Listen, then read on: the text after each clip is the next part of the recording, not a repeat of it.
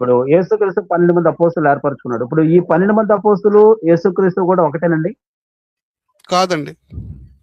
ఏమండి? ఆయన అపోస్తులే, ఈ వీళ్ళు అపోస్తులే కదా! ఆయన దేవుడు. ఆయన స్పెషల్. ఆయన అదెట్లా? అపోస్తుడే. నేను అపోస్తుడే. అనేది అది అపోస్తుడుగా కూడా ఉన్నాడు. ఆయన అపోస్తులుగా కూడా నేను తగ్గించుకున్నాడు. అనేది నేను అన్నది ఈ 12 మందిని యేసుక్రీస్తు. మొత్తం అందరూ కూడా అపోస్తులే. అయితే అందరూ కూడా ఒకటేనా? లేకపోతే ఈ అపోస్తులు అందరూ కూడా యేసుక్రీస్తు కిందకొస్తారా? తండ్రి చేత పంపబడిన అపోస్తులుడు యేసుక్రీస్తు. యేసు చేత పంపబడిన అపోస్తులు 12 మంది శిష్యులు. అంటే ఇప్పుడు పరిశుద్ధాత్మ చేత పంపబడిన అపోస్తులు ఇంకా ఉన్నారు. పౌలు గారు, బర్నబా గారు ఉన్నారు.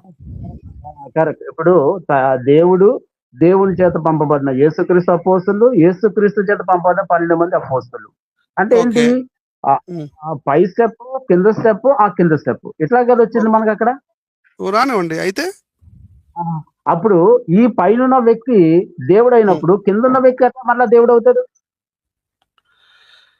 ఆ పైనుంచి వచ్చాడు కనుక అది పాయింట్ ఇక్కడ. అక్కడి నుంచి ఆయన పక్క నుంచి వచ్చాడు కనుక ఆయన పక్క నుంచి వచ్చాడు కనుక దేవుడు అంటున్నాడు. ఆయన పక్క నుంచి రాకుండా కిందనే పుట్టుంటే అలాగే మీరు అన్నట్టు. ఇప్పుడు ఆయన అక్కడ లేకుండా కిందనే వచ్చాడు అనుకోండి, కిందనే సృష్టింపడాడు అనుకోండి, అప్పుడు మీరు అన్నట్టు కరెక్ట్ అయిపోద్ది. ఆయన కింద నుంచి రావాలి, పైనుంచి వచ్చాడు. అది పాయింట్. ఎవరు పంపారు ఆయన్ని? తండ్రి పంపాడు. పంపితే ప్రాబ్లం ఏంటి? ఇంకో విషయం చెప్పనా? పంపినవాడు, పంపబడినవాడు ఒకే స్థాయిలో ఉంటారా? 100%. రైట్. ఇప్పుడు యోహాను సువార్త తీయండి ఒకసారి. తీస్తా. చెప్పండి.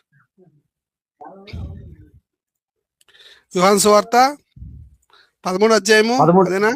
16 వచనం. 13వ అధ్యాయం 16వ వచనం తీస్తాను, చదువుతున్నాను. ఓకేనా?